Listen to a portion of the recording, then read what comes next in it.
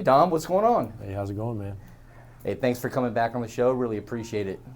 Thank you. Thanks for having me. All right, so let's take a step back. Let's talk about last season a little bit. Obviously, it was a very good one. For folks who weren't following it as closely as they should have, give us a little bit of a, almost like watching a mini-series, the kind of what happened last season before you watch the new season. Well, last season, I've been thinking about this season mostly, so this upcoming season, excuse me. So last season we had a lot of new faces. We traveled quite a bit. We came out strong schedule in the first half, like always. Battled through it, had a bunch of, had some health scares with some players. One of our key players went down with mono. Ended up having to compete some of the year with 5 players. Only lost to Princeton during that stretch. Made the NCAA tournament. Had a great ranked team. Won conference. I think we swept all the conference accolades and awards. And then we beat South Carolina in the first round of the NCAA tournament.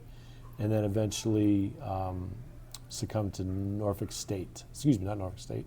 NC State. NC State. Different team. All right, so you mentioned having to overcome some challenges with player illnesses. Last year, I think you carried 7 players on your roster. That's right. Yeah. This year, I believe that's 8. Yep. All right, so obviously your room for error and injuries is much less than a lot of other sports that have a deeper bench. Yes. So let's talk about the training room. I know how important that is to you and that staff, that support staff. Talk to Monarch Nation a little bit about how they support you and your players. Yeah, we have a great athletic training room headed up by Scott. Scott does just such a great job. I think he's been here, I hope he doesn't hurt me for saying this, but I think about 40 years.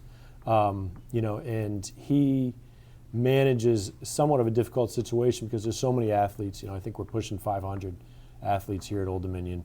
And with his smaller staff, they take care of all of us, and that's their job to take care of us. So, for the last couple of years, we've been lucky and fortunate to have some great trainers with us. This year we have Ashlyn Wingarden, who does a great job for us. And, I text with her every single day. She helps us. She communicates great. She coordinates any type of injury or illness that somebody might have. We work through her. And, it's just so key having that type of support for your players, and the parents of the players know that they're well taken care of. And it takes a special person to want to do that. They're almost not. They're competitive, clearly, but they're almost not part of the competition. They're there to help and assist and be guardians of the well-being of our student athletes. So they do a great job for us. I'm just always so pleased to work with them. From Scott and Rochelle and Jason Mitchell, and they just do such a good job. All right, before we move into this season, let's talk a little bit about recruiting. Okay. Because obviously you recruited after last season, leading into the season, and have added to that roster come for your spring season, your team season.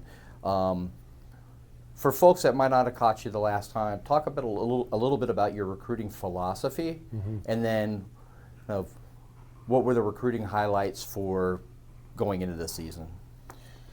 So we're always recruiting. I know it seems like it would appear based on website and publications that we add them after the year, but in reality we're recruiting all the time. And when you're recruiting at the level we are, you're going up against some big dogs, man. You're recruiting against the Texases, the Arizona States, the Southern Cals, the LSUs, who have seemingly unlimited resources, and that's not the case. We all know that. Everybody's got a bottom, but you're not weeding out levels, but you're finding the right fit at Old Dominion. Because to find a Yulia Starodibtseva or a Holly Hutchinson or Sofia Johnson, that level, that type of player, that type of kid who's going to choose Old Dominion over those kids, that's hard to do. So it's a persistent effort by us to identify them, and it takes a lot of passing players up. Finding, hey, this kid really wants to come to Old Dominion. She's really great academics, But you know what? Am I 100% sure she's going to help me make the Sweet 16 or beyond? And if the answer is no, we're not really sure, we usually will move on until we can find, you know, that player that we think can help us in all those areas that I just mentioned, but also, you know, that can help us get some more of these things, you know, because that's what we're about. We're about, you know, championships, and championships are won, you know, the athletic training room like we just talked about. They're won, you know, in Wood's office. They're won here on podcasts, you know. And so we have to find the right player that fits with our program, that fits with our style, to help us continue this tradition. And as we get better, it gets harder and harder and harder. You know, with the dreaded T word, the transfer portal, you know, that's hit us before, and we survived it, you know. But I think that's the mark of a strong foundation. You know, like when I first started working here, Bruce Stewart, who's been my supervisor since day one, he was actually my supervisor when I was with the men's program as well, which is not recent. He told me, hey, when you're building a program, first you got to have a strong foundation, because you know when that hurricane comes, and a hurricane's going to come, it can blow out all the windows, knock the doors off, and your couch and stuff might float away, but the house will still be standing. And so that's what we strive to do. We bring in players that'll help us build our foundation, and each player that comes in leaves a mark somehow, you know. And so they you know, they add another brick or a layer of concrete to the foundation. So you talk about some of those programs that you go up against, the big dogs of collegiate tennis. Or the big dogs of just collegiate athletics, you know. Yeah, good point. Yeah. So what is special about Old Dominion tennis that, in the case of Sofia, who we're going to talk with in the next segment, you're able to build a relationship with the #1 ranked 16-year-old in the UK that goes, Old Dominion is the right place for me. That's where I want to be. Well, it's not easy. You know, I mean, you know, first of all, you know, I'm trained in sales. You know, that's what recruiting is. You're selling your program, and you're convincing them to buy into and invest 4 years of their lives with our program. And so, you know, you establish, first of all, you know, a line of trust. You know, just, you know, we're being honest with what we're telling you. If they ask a question that we can't answer in a real positive way, you know, we find a way to tell them the truth the right way. But, you know, I think the first thing that I've been able to have success with, Yana does it a little bit different than I do, is that I kind of build a rapport with them as just being kind of a decent human being, you know, and just letting them know that, hey, you can trust me, I'm going to tell you the truth. And all those types of things. And then from there, we look to talk a little bit about we try and talk a lot about their development, and that, you know, understanding what their goals are with sports, you know, with not only, you know, we can talk about tennis, but hey, you know, do you want to stay in the athletics field, you know, could be anything. It could be working for the Monarchists, you know, upon graduation. You know, that's working in athletics, I would say. So, you know, understanding that path, whatever they want to be good at, being able to show them a path to why they're going to college and why they're going to choose Old Dominion. So, hey, you're going to choose Old Dominion. Well, hey, I'm trying to get from A to B. You know what I mean? And if the kid wants to go from A to B, we got to show them, hey, a direct path from Old Dominion to, let's say, the pros, you know? And we got to be able to draw a direct path from our program to the professional ranks, from our program to the U.S. Open, or to the Australian Open, French Open, Wimbledon. And so that's when, you know, I think it was about 7 years ago, I hired Pat Etcheberry to come into the program. He was a great strength conditioning coach. Worked with Agassi, worked with Sampras, Sharapova, just everybody. He was just kind of the main guy. And we brought him in, and that was, first of all, we brought him in to help us with our strength conditioning program, which he left just a great mark on our program. But it was to help us draw a path from our program to the pros, from our program to these Grand Slams. You know, so, you know, he has 99 of these things, for Grand Slams at the highest level. You know, I think at a couple times he had Sampras and Agassi playing each other in the finals, and he was the trainer for both of them. You know, so that's what we wanted. We wanted to draw that path. And now that we have players like Yuli out on the tour, who's doing so well, you guys have highlighted her before. She's playing all the Grand Slams. She's getting ready to gear up for the Australian Open. We can draw even a more direct path straight to the pros. And so when we're recruiting, we want to identify players that help us beat the big dogs, like you mentioned. And, players go to those schools because they want to go pro. Players come to Old Dominion because they want to go pro. And it's our job in the recruiting process to show them that, hey, yeah, you come to Old Dominion, that's one step closer for you. It's not a might be. It's not a, hey, I'm a great coach and I think that I can make you great. It's like, no, come here. This is a direct path to the pros. Stick with us, you're going to go pro. And so that's, I would say, is my main selling point. And on top of that, you got to speak to the parents, do all that stuff and make sure that they know that you can be comfortable with me. I'm going to take care of your daughter. I'm going to make sure that she's safe, which is the number one priority. She's safe, she's well taken care of, and she's going to do great in school. So if, God forbid, this doesn't work out, which is there's a great chance you're not going to go pro, that you're set up either way. You're going to be a pro in something else. So we could do an entire podcast, series on developing players in tennis. All right, we don't have the time to do that. But what we do have the time to do is say, what would be the one most common development thing that you see when you've got high school players coming to tennis that you almost always have to target to do from the get-go? Well, consistency seems to be what everybody targets in college first. Is that, if you're a level, let's just throw UTR and all those WTN, all that stuff out the window and say 10's the best, and you're right now you're at a 5. The fastest way to get 6 is to put more balls in the court, kind of less unforced errors. If you're thinking about basketball, less turnovers, make more free throws, those types of things. That's the fastest way to show improvement. Hey, you want to score more points? Well, the easiest way, first place to start in basketball, make more free throws.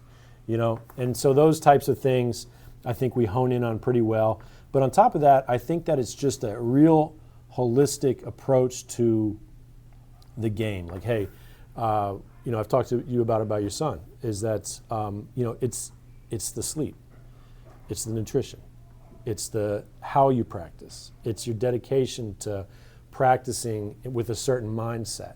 It's your dedication to being coachable, whatever that actually means, And, in some ways it's trust, because I think that all these things kind of turn into maturity. And I think that's the first thing that we work on, I would say. The thing that makes the most impact is a player's maturity. Not necessarily with a certain stroke or maybe getting faster, but just maturity and being mature enough to make good decisions for your game and to be mature enough to make the right decisions about practice, about how you're going to practice, how you approach it. So I think it all falls under that umbrella, maturity. All right. So before we move into talking about this season, let's just talk briefly about transfer portal and NIL. So I know right now football is going crazy with the transfer portal. Yeah. Shameless plug. Check out Mike's churn page for all the football stuff. But you're not immune to it. College tennis is not immune to it. Nope. It's not as visible because it might be one player, but when you have 7 or 8 people in your roster, that's a large percentage. And being a very successful program, the last, recently, you've been hit by that a couple times, once with South Carolina, once with Texas, great programs. From an NIL perspective, talk to us a little bit about why NIL is important to your program and how that helps the program, and more importantly, how it helps your players. Yeah, the NIL thing is boy, we all learn more about it every year. But initially it was a recruiting tool, just like scholarships. It's a recruiting tool to get players to come to Old Dominion or to go anywhere. And then after it started, it became more and more of not only a recruiting tool, but a retention tool. And so balancing that with saying, hey, I got this great player right now and I got to make sure she's taken care of, or he, whatever sport you're talking about. But I also got to go get this recruit who's no matter, they could be number 1 recruit in the world, it's still an unknown once they get here what they're going to do. You know what I mean? So finding ways to invest it is important, And so, Ricky and all those guys, they're going through that right now. They said, hey, do I go out there and raise money for NIL and invest in the players I got, or do I say, hey, I'm putting you guys second. I'm going to go get new players, and then that creates a whole new set of feelings, amongst your program. So we're all still learning how to balance it. Players are learning how to balance it. You know what I mean? Like, hey, it's especially in a sport like football, like it gets out. Like, hey, this quarterback's making this lineman's making this, and the second string knows, and maybe the guy beside him on the line knows, and they're not getting as much, and so that person who's receiving the NIL, they're learning how to handle it. Like, hey, guess what I'm getting? You know what I mean? Well, hey, this person's actually output is better than that person's. So I think we're all learning how to do it. Like, hey, how can you be, respectable about it? And so with us, yeah, we took those hits to Texas, to South Carolina. I think a big moment for us is when we lost Shaha Baran to South Carolina. Obviously Tanya was our Conference Player of the Year. We lost to Texas. She went to Texas to try and win a national title. Shaha went to South Carolina to try and have, had similar types of goals. And then Shaha went to South Carolina, ended up losing us in the NCAA tournament, which was, it felt good, but in some way you felt kind of bad for her, because she went to achieve something that she could have just stayed home and had, And so that transfer portal, had the NIL thing had some more traction, had it been another year, maybe we could have retained her with a little bit of money, but that's how it impacts us. It's more of a retention tool. We recruit with some NIL. If the player we have good feelings about them coming in, and if my NIL players are maybe moving on, their graduation is coming or something like that, then yeah, we'll recruit with NIL money. But making sure everybody feels full, feels whole about it is, I think, the challenge that all of us coaches are going through right now. Not so much, hey, where do we get the money? It's just like, hey, how do I manage it appropriately? All right, let's talk about this season. Yeah. It's right around the corner. Give Monarch Nation a little preview of what you've got going on and what your goals are for your team and your players. Our goals are always pretty much the same. We want to make the Sweet 16 or better in the NCAA tournament. And, if we've 4 years in a row, we've lost in the round of 32, came very close against Duke a few years ago. We've had twice we've gone down and had to play North Carolina, who was the number one seed at the time. So that was a little unfortunate. But, it's like that dumb saying, you don't play a tournament if you're not trying to win it. So we're always trying to win the whole thing.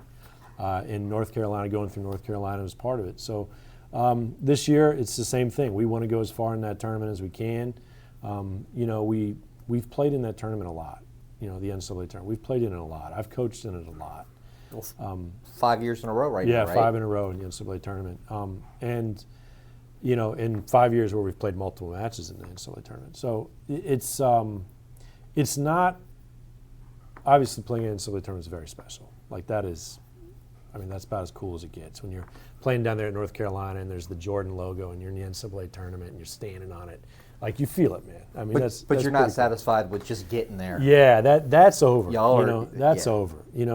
That feeling of we made it, we're here, let's go, we're taking pictures and all that stuff. We're over that, and I've left that feeling away after my first match, actually. And so we're not going to the NCAA tournament for an experience. We're going to the NCAA tournament to win matches and to go far and to represent Old Dominion at the highest level. And that's what we've always been trying to do. Since the moment I was hired here, we didn't have the results, but that's what I was trying to do. And that's what I want to continue to do. I want to feel like, hey, our program, the people we got around right now, the spokes of our wheel, there's not much better. You know what I mean? And whether it's our academic advisor Amy or Scott and Ashlyn and Rochelle and Jason in the training room, or Bruce and Wood, or Yana, or our players, we're all just spokes on this wheel. And I feel like we got a really good wheel, and we always want to push it and go as far as we can, and make sure that Monarch Nation, the viewers of this podcast know that we're always trying to be the damn best, and we're trying to be the best out of not only the Sun Belt. We don't recruit against the Sun Belt. We recruit against the best teams in the nation. And so our goals are always going to be one of the best, if not the best in the nation. And I think pound for pound, I think we are. I think pound for pound, we're the best fighters in the nation. I think we're the Floyd Mayweather of college tennis, I would say, is ODU women's tennis.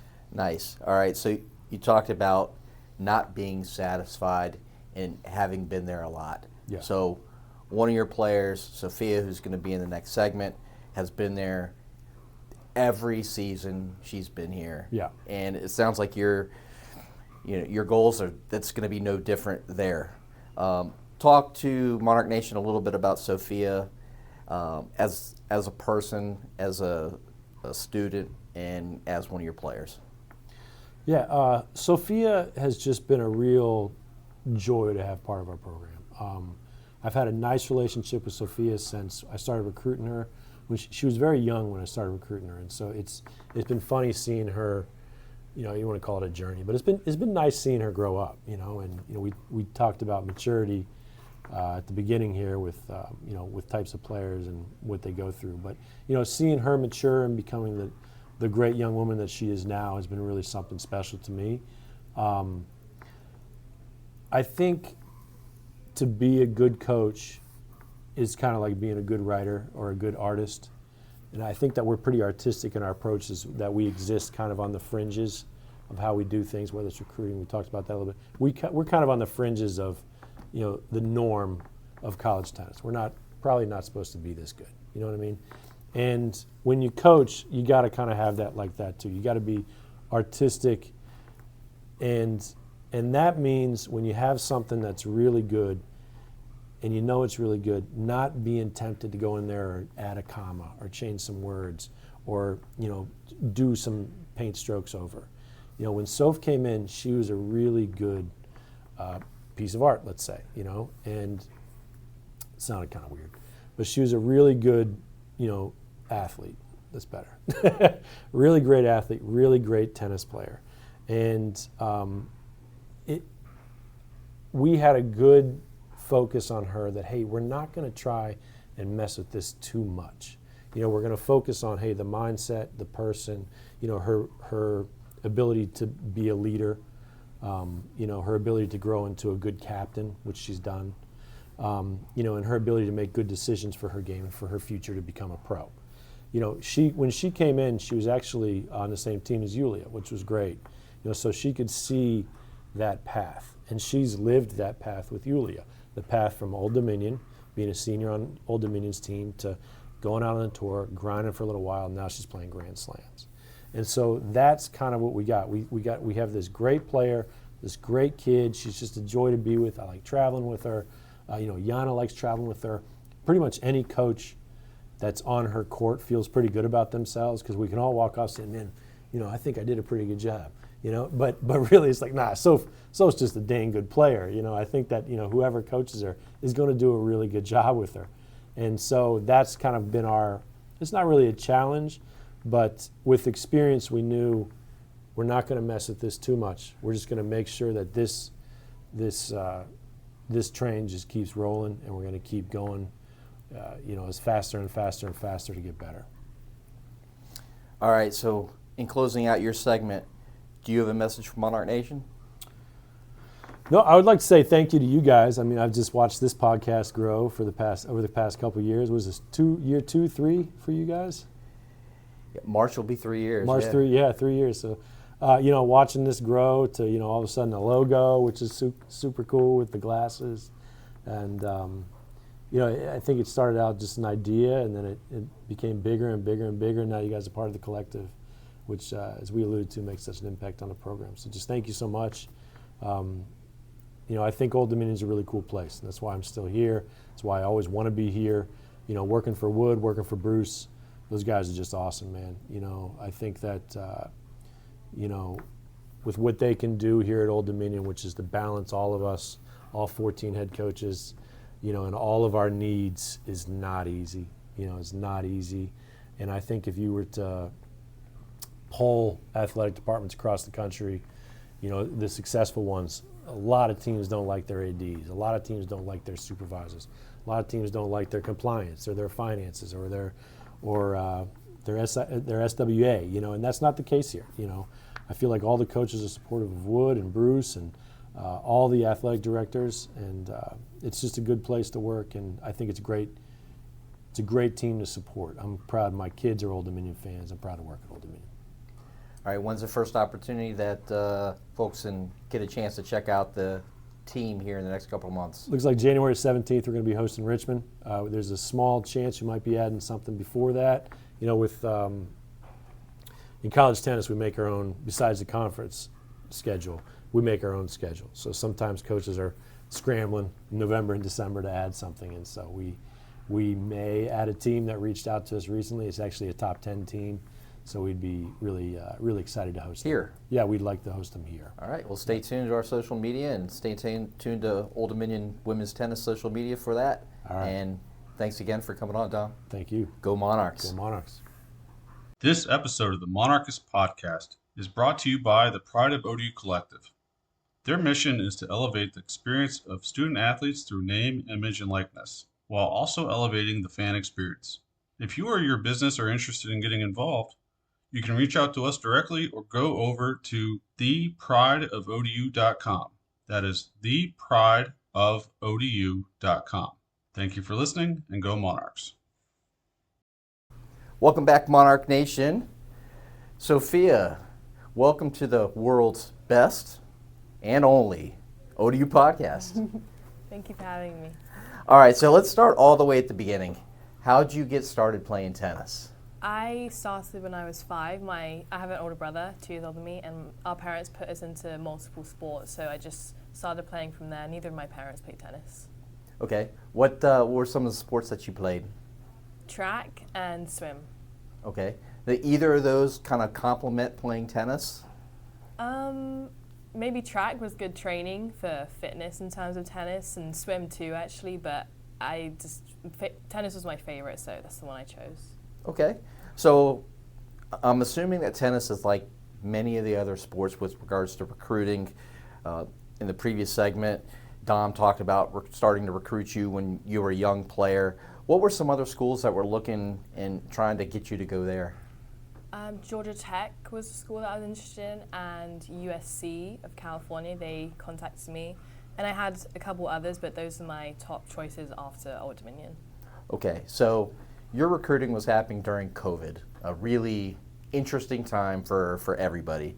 So if I remember correctly, you didn't step foot on Old Dominion's campus until you were actually here as a student. Your recruiting happened all virtually. Yeah, I couldn't visit or anything. It was like the hardest year for recruiting in terms of us being able to actually see the school and where we'd stay. But you can look online, it's similar, but I kind of just took that risk in not being able to visit schools. I'm sure other athletes had the same issue. So thinking back, like when was the first time that you remember hearing about Old Dominion and thinking that was maybe your future path?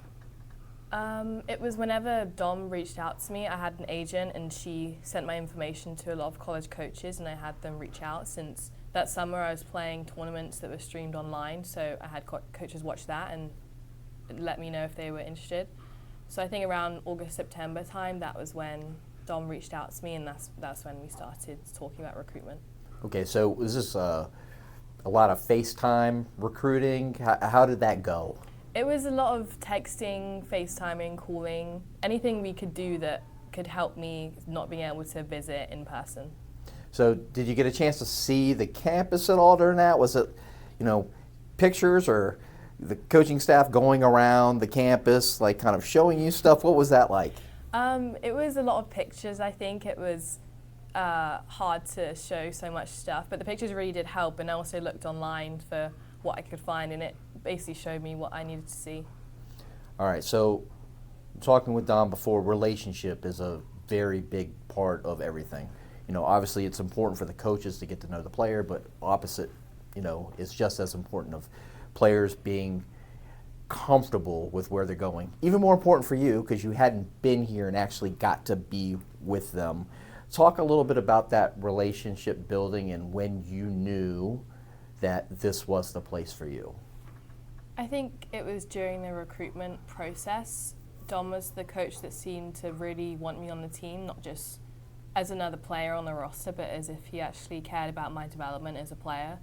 And I think that's what really got me to commit as well, just because of how genuine it seemed and making me feel like a priority instead of an option. And it really helped me to feel like ODU would be a home to me, considering it's so far away from where I actually live.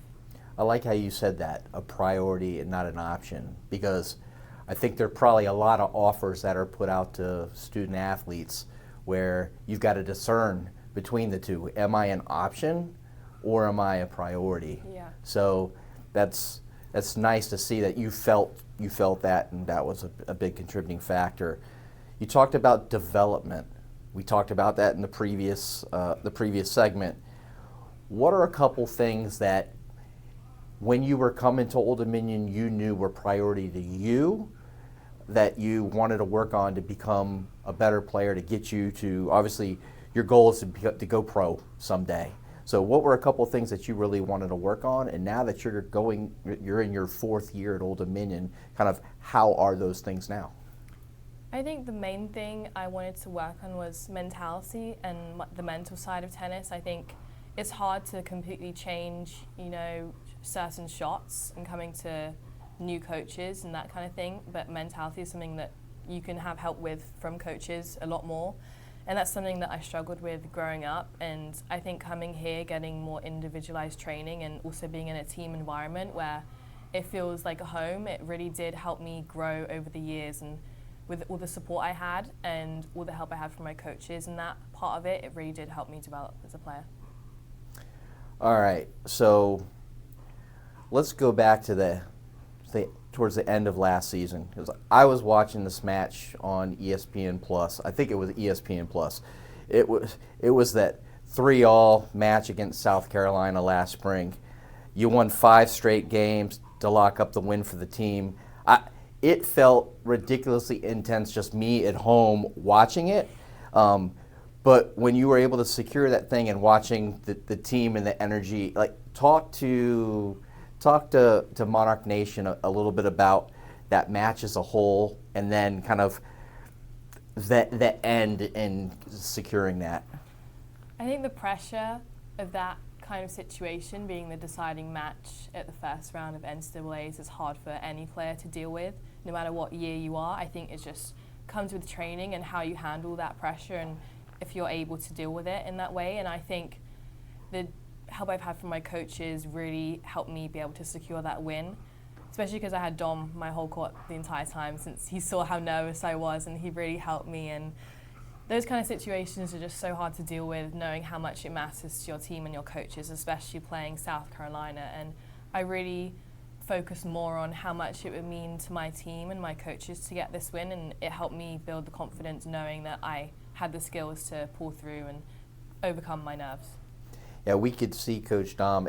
It's challenging as a fan watching, and actually I don't know if it was on Plus or if it was on one of the other typical tennis streaming services where you got to bounce from court to court. It's not like watching a basketball game where there's one court, but the initial part are bouncing all over the place, and then finally that's the only match going on. And yeah, Dom was definitely there. We were all feeling it. It was definitely tense. It was tense. But but when you were victorious, like, it was the complete opposite. The tense went away and it went into like jubilation. It was really cool to watch. It was so cool. I think that's like my most memorable match in college, especially because you never know if you're going to be the last match or not. And that was, I think, the first time I've had to clinch at NCAAs or in that situation. And then being able to win is just the best feeling.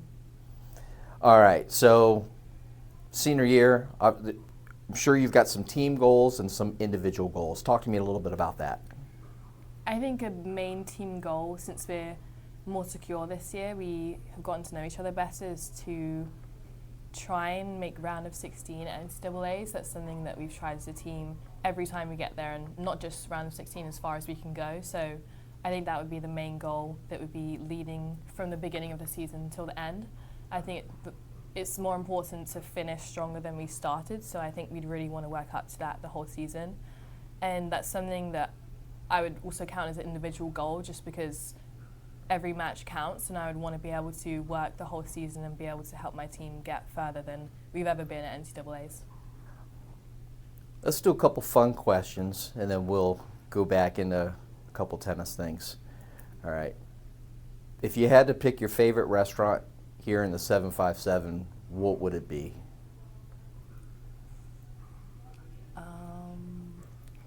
There's no wrong answer. I haven't been to many restaurants here. I would say a classic one is Grain, that all the athletes have been to, I think. We've also had my first team dinner there when I was a freshman, and it's really nice since it's on the rooftop and it's in the nice place of downtown Norfolk, and I love the food there. Awesome. All right, so let's say I was in London. We're out in London. Where are you taking me to get kind of your favorite meal? I would say in the centre of London, there's this really big company called Harrods. It's like a retail store, but they have restaurants in there. They have a restaurant called the Gordon Ramsay Burger Place. They have really good burgers there. I would recommend that for sure. Okay, awesome. If you weren't playing tennis at Old Dominion, what sport would you be playing here? At Old Dominion? Yeah. I would say swimming, since I used to swim when I was young, but I would really be interested in volleyball since we don't have that in England, but I actually grew to watch it a lot here, and it's way more interesting than I thought. I would love to play volleyball. All right. Let's see, Mike and I are really into music. Him more so than me. Mine is kind of, my wife would joke on my musical taste. But two questions in one here. The first one being, when you're getting ready for a match, are you trying to calm yourself down, or are you trying to pump yourself up? And what music are you listening to get you to that spot? I have to pump myself up for a match. So I would say I listen to rap before I play, either rap or house, a mix of both. Okay. Any particular one? If anyone's interested, I actually add, every time we get one of these, I add to my playlist, especially since it's a pump up. And it's funny because I'll find ones that I actually end up really liking, and the others will be like, okay, I listened to it, that's good for once. I have so many, I have a playlist, I don't have a specific song, but one would be Drake Big Rings by Drake, that's a classic, and I also listen to British rap. I don't think that's very popular. You should listen to it. Okay. It's good. You just search up British rap and you'll see. I will do that. All right. What we typically ask for movies. I don't know how many tennis movies are out there, but if there is, what would be your favorite tennis movie? I haven't seen many tennis movies. I know there's one that came out about Serena and Venus Williams and their dads. That's a really good one. I think that would be the main one. I just haven't seen it yet, so I don't know the name. But another one that recently came out is called Challenges with Zendaya. Okay. Check that out. I did see the Will Smith one. It is pretty good about the Williams sisters. So, all right, let's transition back. So, Old Dominion legacy, okay? With the transfer portal, we see players kind of come and go. It's more difficult for players to connect to schools, fans to connect to players, because things are just moving around. Right? You've been here, this is your 4th year here now. You are a Monarch true and true. Talk to Monarch Nation a little bit about your experience at Old Dominion and how you feel about that. I've always had a good experience here, and this is my 4th year, and it's sad because it goes so fast, because I've always had really good memories every year. It just gets better. I would say, considering it feels like a home here, it's actually hard to leave, even when I go home for break and things like that, with all my friends and now family being here. And that's probably because of my coaches making me feel so at home here. So I think that's just something that plays a factor in, people transferring and that kind of thing. All right. Couple more. You were a youth player at one point. if we were to look out this window right over here to my left, see lots of youth players that are here all the time. So if you had a piece of advice for young girls who are playing tennis, what would one or two of those things be? I would say practice really does help, since tennis is something that you have to grow up with to get better at, and if you're not starting at a young age, it can be hard to pick up. So I think really practicing whenever you can and watching videos of other people playing tennis can be the basic start of getting a hand of the sport. All right, so the Pride of ODU, you're signed with the collective. Talk to Monarch Nation a little bit about how that helps you out, and if they're not a member of the collective, they should consider it. I think it helps with me being a senior and wanting to continue to go pro after I'm done, and trying to play pro whilst being at school, you know, during breaks and summer and that kind of thing. It really does play a factor, because after college we're not on the team, so we have to support and fund ourselves. So I think that's where it plays a really big factor. And to close this thing out, do you have a message for Monarch Nation? I would just say thank you for supporting our season and to come to our matches that are at home in the spring. Thanks for coming on, Sophia. Thank you. Go Monarchs.